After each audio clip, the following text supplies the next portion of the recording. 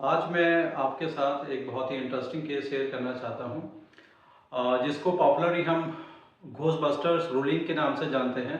और इस केस का नाम है स्टेम्बोस्की वर्सेस एक्ले। ये 1991 का केस है और न्यूयॉर्क में एक प्रॉपर्टी जो स्टेम्बोस्की ने परचेज करी और जो एक्ले है उसने उनके साथ एक मटेरियल फैक्ट छुपाया और ये कैविएट एम्पटर के साथ भी कनेक्टेड है।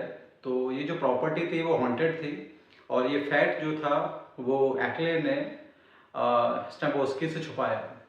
अब प्रॉपर्टी परचेज करने के बाद उनको ये पता पड़ा कि ये जो घर है ये हॉन्टेड है और इस घर के ऊपर डॉक्यूमेंट्री बन चुकी है, प्रेस में बात हुई है और यहाँ तक कि वहाँ पे लोगों ने उस घर को विजिट करा है और इसके बारे में मैगजीन्स में छपा है, न्यूज़पेपर में छपा है।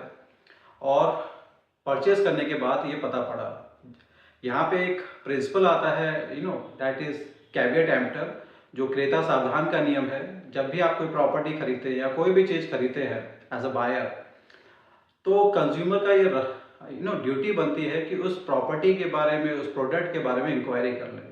और अगर वो रीजनेबल मीन्स से कोई इन्फॉर्मेशन मिल सकती है और वो नहीं पता करेगा, तो यहाँ पर सारी के सारी रिस्पॉन्सिबिलिटी उसकी होती है और उसको कोई डैमेजेस नहीं मिलेंगे। और जैसा कि इस केस में है कि उस प्रॉपर्टी के बारे में मैगजीन्स में छपा था, न्यूज़पेपर्स में भी आया था, प्रेस में भी था, तो ये रीजनेबल मीन से पता लग सकता है।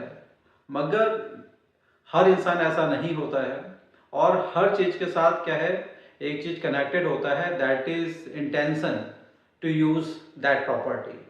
अब यहाँ प्रॉपर्टी तो खरीद ली, मगर जो इंटेंशन था वो फ्रस्ट्रेट हो रहा था, क्योंकि कोई भी इंसान चाहते हुए जानते हुए हॉन्टेड घर में नहीं रहेगा, क्योंकि उस हॉन्टेड घर में रहने से बहुत तरह की प्रॉब्लम्स आ सकती हैं। साइकोलॉजिकल डिसऑर्डर हो सकता है या उनके जो नियर एंड डियर वन है उनको खतरा भी हो सकता है।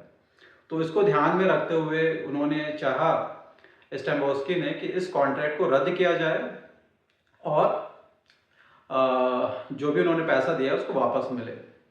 तो कोर्ट में गए और कोर्ट में यही बात आई कि ये तो कैविएट एम्पटर का प्रिंसिपल है, रीजनेबल मीन से इसके बारे में पता लगाया जा सकता है और उन्होंने नहीं बताया तो उसके लिए वो जिम्मेदार है।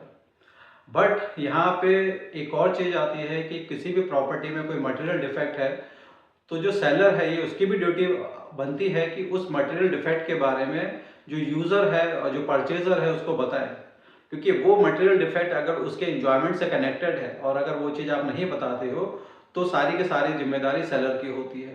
जैसा कि इस केस में हुआ, जो घर है उसका यूज़ रहने के लिए होता है। तो अगर कोई प्रॉपर्टी हॉन्टेड है तो ऑब्वियसली उस घर में कोई रह नहीं सकता। अब जब रह नहीं सकता तो उसका जो इंटेंशन है वो फ्रस्ट्रेट होता है।